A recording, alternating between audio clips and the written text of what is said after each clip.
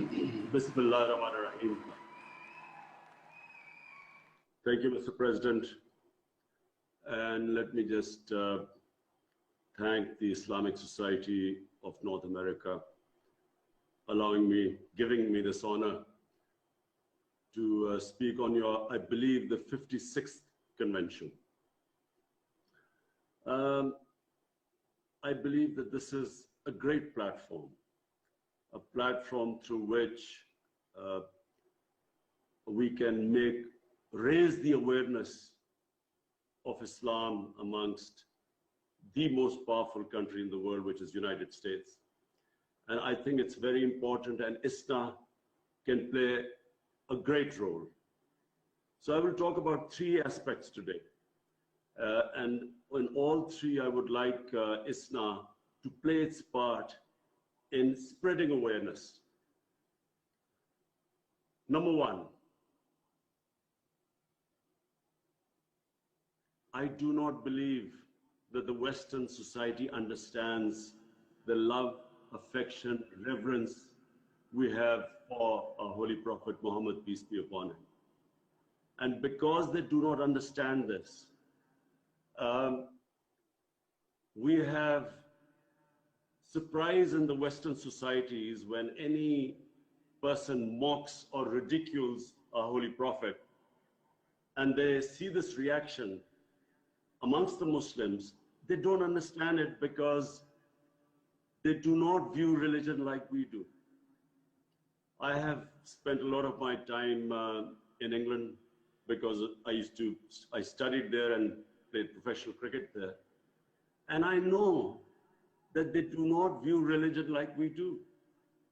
The way they talk about religion, the way they talk about even Jesus Christ, peace be upon him, it is, they don't understand how Muslims love and respect their Prophet.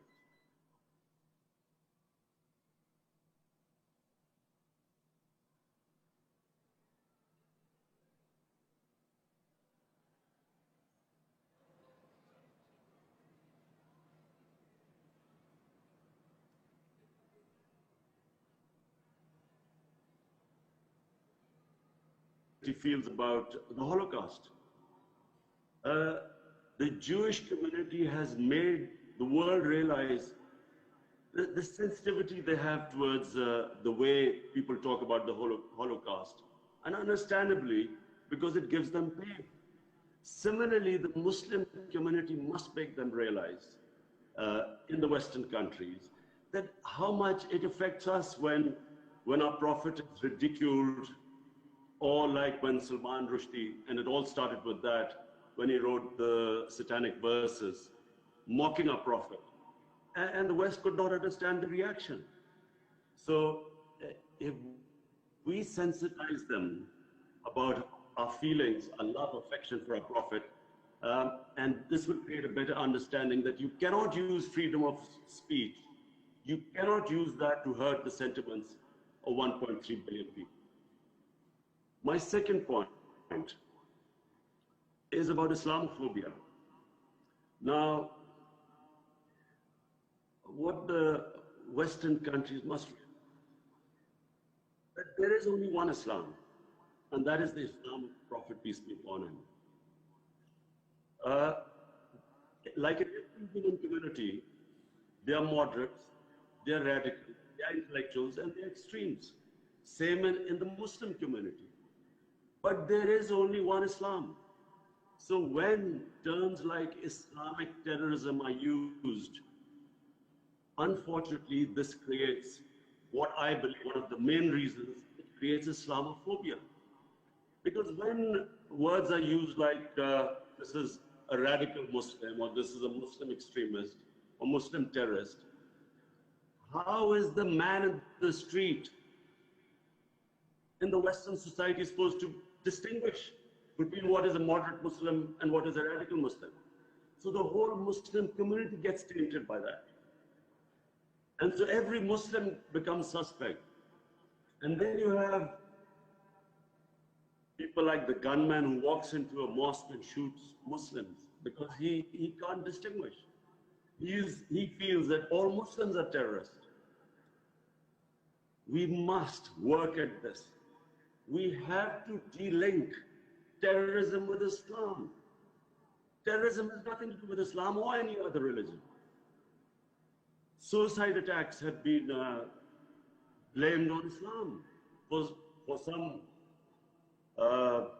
this myth that Muslims blow themselves up because they'll go to heavens and they'll have this virgins, this whole pit. The Hindu Tamil Tigers before 9/11 were responsible for 70% of suicide attacks.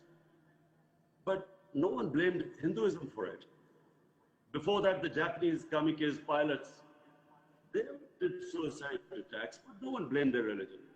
So terrorism has nothing to do with religion. It has to be delinked. Terrorism, the roots of terrorism are in politics. Religion, all religions, the fundamental things they preach are compassion and justice. All religions. And we have to make people understand the difference between human societies, what religions say, and how human societies are. So if we concentrate on the worst, on the extremes of a human society, when I first went to England, there were these people called the skinheads. They would beat up people because of the color of the skin. So imagine if I went back and looked at society from the prism of what the skinheads did. Similarly, if what has happened since 9/11, any terrorism is related to Islam now. And this has done two things. One, it has created Islamophobia. What I'm talking about, these gunmen, Muslims being targeted. But secondly, it has delegitimized Muslim freedom struggles. So for instance, in Kashmir, after 9/11, the Indian government could suppress the people by using the word Islamic terrorism. And if the word Islamic terrorism came about, all worries about human rights, about justice disappeared. People in the Western countries, the moment a movement was labeled Islamic radicals or terrorism, that was it. The whole Western world would cast a blind eye on it. They wouldn't talk about it. And so Muslims were crushed by governments using the word Islamic terrorism. My third thing, and this is probably the most serious thing which is confronting Muslims right now, and I'm talking about almost 200 million Muslims of India. You see, I also know Indian society. I have, through cricket, I have had love and affection in India. I know India, a lot of friendships in India. Well, what has happened in India right now needs to be told to the Western world. I'm trying my best, but from Islam's platform, you have to make a concerted effort to make people understand this phenomena which has taken over India. You have to make the Western societies understand RSS. RSS was created in 1925. RSS was inspired by the Nazi Party, by Hitler, by Mussolini. It was a fascist ideology which believed in Hindu supremacy. It believed in Hindu supremacy and at the same time was filled with hatred of Muslims. They blamed the centuries of Muslim rule in India for why the Hindu civilization couldn't reach its peak. It believed, as I said, in the racial supremacy of the Hindu civilization. It believed in ethnic cleansing of Muslims from India. It believed that India was only for Hindus. And this, if you read what the founding fathers of the RSS movement said, like in this day and age, it is extremely easy for all of you to Google it. Just Google and find out the origins of RSS. Who were their founding fathers?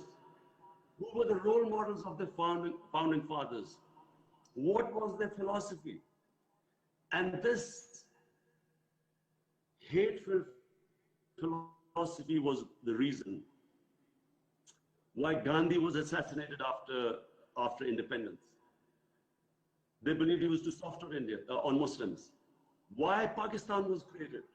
The founder of Pakistan, Quaid-e-Azam Muhammad Ali Jinnah.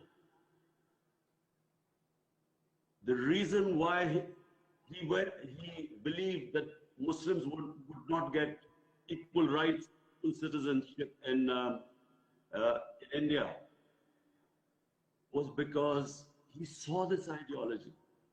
It was Jinnah who was the first one who tried, and remember, Quaid-e-Azam Muhammad Ali Jinnah was considered an ambassador for Hindu-Muslim unity. He was above communalism. But when he saw that what this ideology was heading towards, he was the one who warned Muslims that the Hindus were wanting independence only for Hindus. The India they pictured was only for Hindus, and Muslims were a second-class citizen. And I'm afraid that is what has happened in India. After recently this year, the elections won by the BJP, they have come back as a stronger force. And what the BJP philosophy is, I need to make you understand, because I believe that this is not something like Milosevic, Serbs and ethnic cleansing of Muslims in Bosnia. We are talking about 1 billion, a country of over 1 billion people with nuclear weapons, taken over by an extreme philosophy, ideology. What the Nazi party proved was that a small, highly organized, ideologically motivated group could actually take over the whole country. That is what has happened in India. An extreme ideology has taken over India. They do not consider minorities, and especially Muslims, as equals. Worse, this ideology was responsible for the massacre in Gujarat of Muslims. This ideology is responsible for lynching of Muslims, simply on a thing like acquisition of cow meat or cow slaughter. Right now in Assam, 1.9 million Muslims are about to be, their citizenship is about to be taken away. And it is this ideology that has put almost 9 million Muslims under curfew for 26 days in Kashmir. What this Narendra Modi government has done, when it annexed Kashmir, Kashmir was a disputed territory where the United Nations resolution had given the Kashmiris their right to decide their own destiny through a referendum. That right was never given. But the UN resolution still stands, means that it was a disputed territory.